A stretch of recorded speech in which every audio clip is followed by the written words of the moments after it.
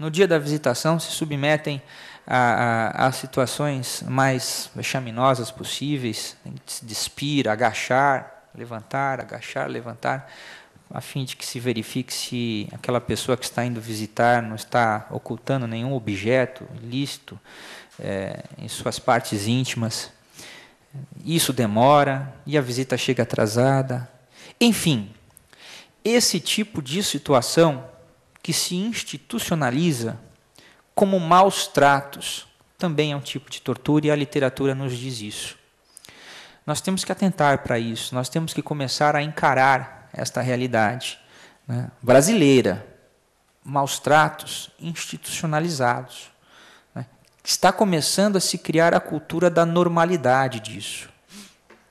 Mas não vou ir além dessas colocações, porque senão teríamos espaço para uma explanação específica a respeito dessa situação. Por quê? Tenho que falar fundamentalmente do que está antes disso tudo, do que está antes dessa tortura, do que está antes da situação do egresso, que em breve falaremos, dos indivíduos que já cumpriram pena. O que está antes disso tudo é a situação de direitos humanos. Hoje, falar em direitos humanos parece que ainda é, de uma parte, falar num folclore, aquilo que todo mundo ouviu dizer, mas nunca ninguém viu direito como é que é. E de outra parte, falar de algo que é aplicado para alguns apenas. Eu tenho uma visão um pouco mais pessimista. Nas minhas aulas, a minha cachaça filosófica é da aula. Nas minhas aulas, eu tenho falado para os meus alunos na pós-graduação que isso se deve graças ao esquema de inclusão capitalista. Tem mais direitos humanos quem tem mais condições de capital. O Estado, ainda mais o Estado brasileiro, dificilmente consegue dispor de um princípio de inclusão para todos. Mas isso, vai lá, é outra conversa. A verdade é que a questão de direitos humanos, de um lado, ela é muito mal aplicada, e de outros, ela é mal efetivada, em partes, sempre em partes, seletivamente. Esse tem direito, este não tem direito. Este tem direitos humanos, aquele não tem direitos humanos. Por quê? Isso, por um lado, é bom, porque demonstra que nós começamos a ter. Até bem pouco tempo atrás, não tínhamos na dimensão que temos hoje. É bom lembrar. Isso significa uma percepção de evolução, mas muito aquém daquilo que é devido, muito abaixo daquilo que deve ser. Porque o princípio de inclusão, o princípio de respeito a direitos humanos, que em boa parte nós temos também uma confusão com direitos sociais, isso deveria ser um princípio de inclusão universal, mas demonstra a fase em que estamos olhando para o problema já, que estamos começando a crescer dentro dessa problemática. Isso significa que nós estamos numa fase de afirmação de direitos humanos. Uma fase, talvez um pouco antes, na transição da fase de descoberta para a fase de afirmação aqui no Brasil. De termos que afirmar a todo tempo a existência desses direitos. Porque se nós não tivéssemos que afirmar a existência de direitos humanos, esse evento aqui hoje não estava sendo realizado. Se nós não tivéssemos a necessidade de lembrar o óbvio, isso que estamos fazendo aqui hoje não estaria sendo realizado. Então nós ainda precisamos afirmar, diga-se, falar o óbvio, explicar o óbvio. Ainda também isso existe, porque sempre que falamos em direitos humanos, nós estamos numa seara política em que nós não sabemos direito ainda se tratam de direitos programáticos, ou seja, é um programa, está lá na lei, mas é um programa para ser aplicado quando der. O dia que a gente tiver condição, aí quando a gente tiver um pouquinho mais de capital guardado aqui no Estado, aí nós aplicamos os direitos humanos, ou seja, nós estamos também nesta fase em que os direitos humanos são encarados como um programa a ser aplicado no futuro. Por enquanto, não dá. Essa é a fase de consciência, esta é a fase de autoconhecimento que o Estado brasileiro enfrenta em termos de direitos humanos: descoberta, autoafirmação, necessidade de se afirmar e, principalmente, transitando num campo movediço de direitos programáticos, né? Algo que só vamos aplicar quando der. E sempre que nós falamos em direitos programáticos, senhores e senhoras, nós estamos complicando, porque o direito programático é aquele que é discricionário para ser aplicado. E discricionariedade, num campo tão politizado como direitos humanos, muitas vezes se confunde com arbitrariedade.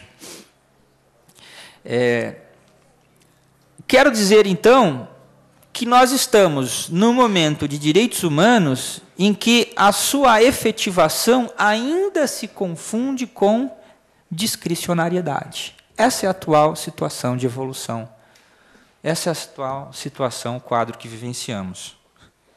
Então, imagine o quão complicada é a situação daqueles que cumpriram pena já. Dentro desse quadro, dentro dessa perspectiva atual que coloco.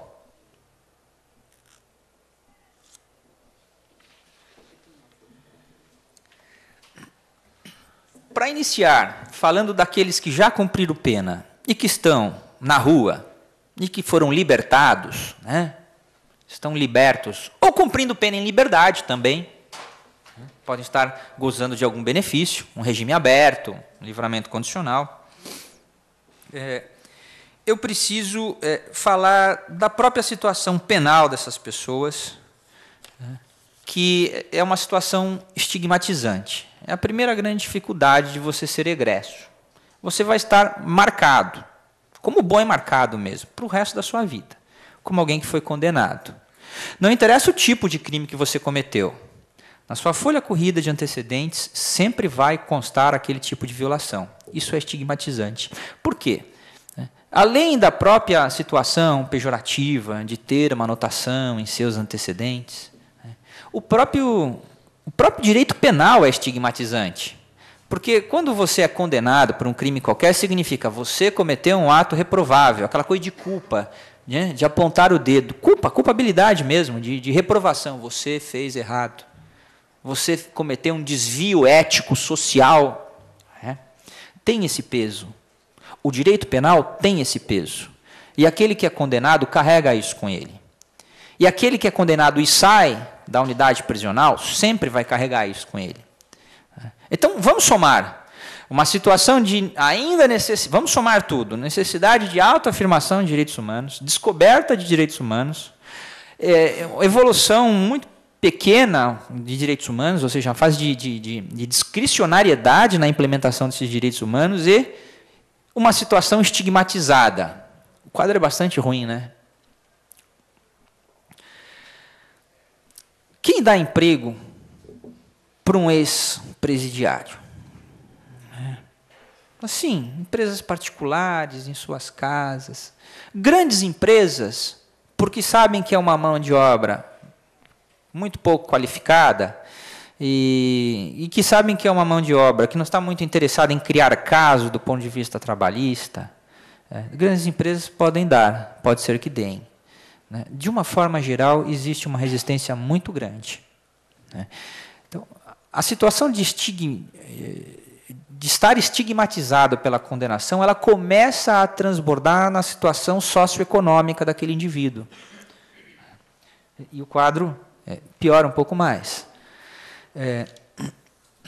Mas, mais complicado ainda, é porque esse indivíduo ele provém de um sistema. E quando eu falo sistema, eu falo em sistema do ponto de vista filosófico, inclusive. Não só sistema concreto, mas filosófico também. Ele provém de um sistema penitenciário que não recupera. Então, ele já sai da unidade prisional como egresso como alguém que não foi recuperado. Mas tem algo que consegue ser pior. É algo que não foi recuperado e pode ser que tenha saído, frequentemente sai, pior do que entrou. Então, a sociedade, de uma forma geral, tem muito medo desse tipo de indivíduo, do egresso, daquele que cumpriu a pena.